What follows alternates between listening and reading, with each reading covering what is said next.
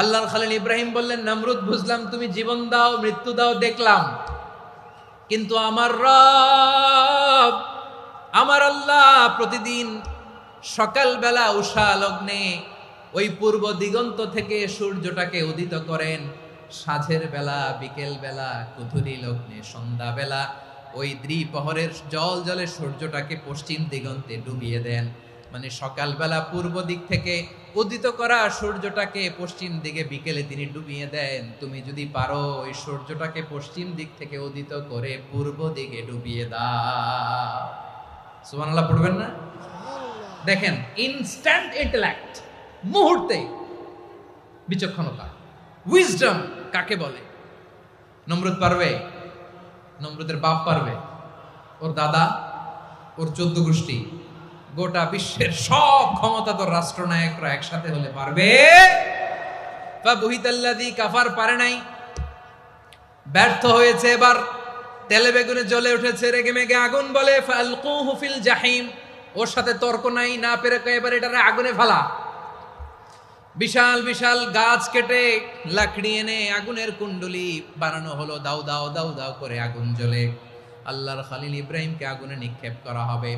আল্লাহর খলিল সাইয়েদনা ইব্রাহিমের হাতের মধ্যে রশি দিয়ে টাইট করে বাঁধা হলো, পায়ের মধ্যেও টাইট করে রশি দিয়ে বাঁধা হলো।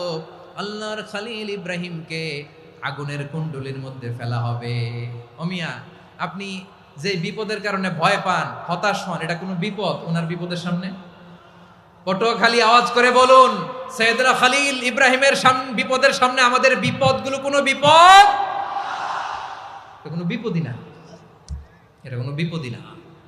হাত পা বেঁধে টাইট করে নিক্ষেপ করা হবে, সিম্পলি ফেলা যাবে না, কারণ দাও দাও করে দ্য ব্লেজিং ফায়ার, এমন আগুনের কুণ্ডলি কাছে যাওয়া যায় না, আগুনের উত্তাপে নিক্ষেপ করা হবে। হাতে রশি বেঁধে পায়ে রশি বেঁধে আল্লাহর খলিল ইব্রাহিম আলাইহিস সালামকে আগুনের মধ্যে নিক্ষেপ করা হবে। আহা, এটার বলে অগ্নি পরীক্ষা। উনি অগ্নি পরীক্ষার সম্মুখীন হয়েছিলেন। এজন্য কঠিন পরীক্ষাকে আমরা অগ্নি পরীক্ষার সাথে তুলনা করি, ঠিক কিনা? সাইয়েদনা জিবরাইল এসে বললেন, ও আল্লাহর খলিল, ওরা তো আপনার হাতও বেঁধে ফেললো, পাও বেঁধে ফেললো, নড়াচড়ার সুযোগ নাই, বলেন আমি জিবরিল ফেরেশতা আপনার জন্য কি করতে পারি? আল্লাহর খলিল ইব্রাহিম বলেন, ও জিবরাইল, তোমার কাছে আমার কোনো চাওয়া পাওয়া নাই। সুবহানাল্লাহ বলেন। তোমার কাছে বলার কিছু নাই, তোমার সাহায্যের আমার দরকার নাই। সাইয়েদনা ইব্রাহিম আলাইহিস সালামকে হাতে পায়ে রশি বেঁধে হাত পা বাঁধা অবস্থায় জ্বলন্ত অগ্নিকুণ্ডে যখন নমরুদের দলবল নিক্ষেপ করবে, আল্লাহর খলিল কিভাবে নিজেকে আল্লাহর কাছে সঁপে দিয়েছেন, পটুয়াখালীর ভাইরা খেয়াল করে শুনুন। হাত পা বেঁধে আল্লাহর খলিলকে যখন নিক্ষেপ করা হবে, তিনি মুখ ফুটে বলে ফেললেন, হাসবুনাল্লাহু ওয়া নি'মাল ওয়াকিল। হাসবুনাল্লাহু ওয়া নি'মাল ওয়াকিল, আমার জন্য আল্লাহই যথেষ্ট, আমার জন্য আল্লাহই যথেষ্ট। তিনি আমার সবচেয়ে বড় গার্ডিয়ান, তিনি আমার সবচেয়ে বড় অভিভাবক। জিব্রাইলের সাহায্যে অফারকে ফিরিয়ে দিলেন। দুনিয়ার বুকে কারো কাছে কিছু বলেন নাই, মুখ ফুটে বলেছেন হাসবুনাল্লাহ। ও আমার পটুয়াখালীর প্রাণের ভাইয়েরা, খেয়াল রাখবেন, কোন বান্দা তার হাতে থাকা সব চেষ্টাটুকুন করার পরে মুখ ফসকে মুখ দিয়ে যখন বলে ফেলে হাসবুনাল্লাহ, বান্দা যখন হাসবুনাল্লাহ বলে ফেলে, ওই ব্যাপারটা ডিল করার দায়িত্ব স্বয়ং আল্লাহ আরশের উপর থেকে নিয়ে নেয়। আপনি যখন বলে ফেলবেন হাসবুনাল্লাহ, এটা ডিলিং করবে কে তখন? চিল্লায় বলেন না, তিনি কে? বান্দা তার সাধ্যের সবটুকু চেষ্টার পরে নতজানু হয়ে যখন বলবে হাসবুনাল্লাহ, আল্লাহ তুমি আমার জন্য যথেষ্ট, নি'মাল ওয়াকিল, তুমি আমার শ্রেষ্ঠ অভিভাবক, তখন তার কি দরকার না দরকার এটা ডিল করে স্বয়ং আল্লাহ। নিক্ষেপ করা হলো সাইয়েদনা ইব্রাহিমকে অগ্নিকুণ্ডলিতে। হাজার হাজার মানুষের দৃশ্য দেখার জন্য জড়ো হয়েছে এরকম বিশাল ময়দানে। কিন্তু কি অবাক করা ঘটনা, সবাই ভয় পাচ্ছিল, না জানি কি হয়ে যায়। আল্লাহর খলিলকে যখন আগুনের কুণ্ডলিতে নিক্ষেপ করা হয়, আল্লাহর খলিল ইব্রাহিম আগুনের কুণ্ডলীর মধ্যে বসে বসে মানুষগুলোর দিকে তাকিয়ে হাসতে শুরু করে দেয়। কারণ আকাশ থেকে রব্বুল আলামিন স্পেশাল ভার্ডিক্ট নাজিল করেছেন, স্পেশাল হুকুম জারি করেছেন, কুলনা ইয়া নারু কুনি বারদান মুহাম্মাদান ওয়া সালামান আলা ইব্রাহিম। ও আগুন খবরদার, সৃষ্টির শুরু থেকে তোকে একটা ধর্ম আমি বাতলে দিয়েছিলাম, তোর ধর্ম আগুনের ধর্ম হলো যা পাবে জ্বালিয়ে সারখার করবে। আল্লাহ বলল, ও আগুন, তোর ধর্ম দিয়েছিলাম তুই সব জ্বালিয়ে পুড়িয়ে সারখার করে দিবি, কিন্তু ক্ষণিকের জন্য আমি তোর জ্বালিয়ে দেওয়ার ক্ষমতাটাকে কেড়ে নিলাম, জ্বালিয়ে ভস্ম করে দেওয়ার ক্ষমতা আমি কেড়ে নিলাম। কুনি বারদান, ঠান্ডা হয়ে যা, কিন্তু এত বেশি ঠান্ডা হবি না আবার আমার ইব্রাহিমের জন্য সর্দি লেগে না যায়।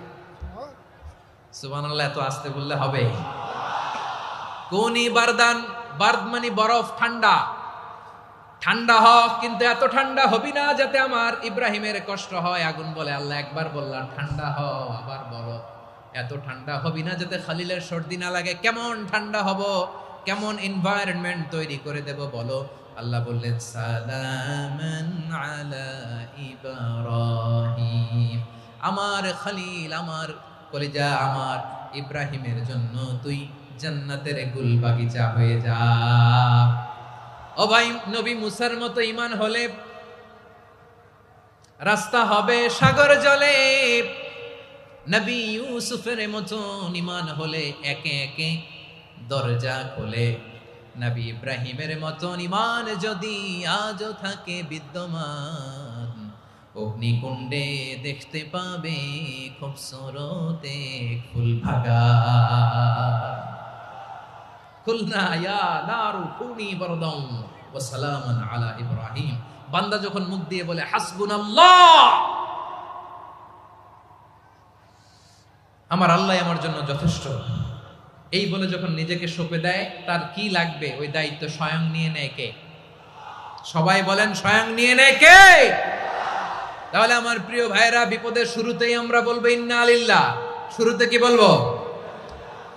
এরপরে যেই বাক্যটা পড়ে নিজের পরিস্থিতিকে আল্লাহর দরবারে সঁপে দিব, সেটা হচ্ছে হাসবুনাল্লাহ। সেটা কি? বিষ্ণু বলেন, লা ইয়াজালু লিসানুকা রাতাবান মিন যিকরিল্লাহ, সব সময় আল্লাহর স্মরণ দিয়ে, জিকির দিয়ে জিহ্বাটারে সিক্ত রাখো। আর শয়তানু জাসিমুন আলা কলবি ইবনে আদম, শয়তান বনি আদমের কলবে খামচি মেরে বসে থাকে। ফাইদা যাকারাল্লাহ খানাসা, মানুষ যখন আল্লাহর স্মরণ করে জিকির করে, শয়তান দৌড়ে পালায়। ওয়া ইদা গাফালা ওয়াসওয়াসা, যখনই বনি আদম গাফেল হয় তখনই শয়তান তার হৃদয়ে ওয়াসওয়াসা দেয়।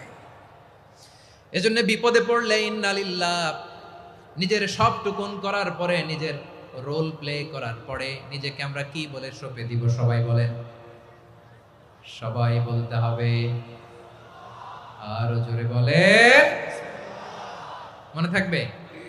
বিপদে পড়লে প্রথমে ইন্না লিল্লাহ, এরপরে নিজেকে যখন সঁপে দিব তখন হাসবুনাল্লাহ। এরপরে কঠিন বিপদ যদি যখন বিশ্বনবী পড়তেন তখন কি করতেন? এমন বিপদ মাঝে মাঝে হয় না, দেয়ালে পিঠ থেকে যায়, চোখে মুখে অন্ধকার, কি করব দিশা খুঁজে পাই না, এরকম হয় কখনো?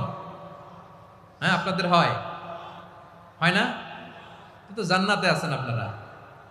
হয় হয় এরকম হয়েছে না যে দেয়ালে পিঠ থেকে গেছে, চোখে মুখে অন্ধকার, কই যাব, কি করব, বাঁচানোর কেউ না, এরকম হয়েছে কখনো আপনাদের? যদি হয় তাইলে এটার সলিউশন বলবো, না হইলে তো এগুলো বলে লাভ নাই। হয় হয় হয়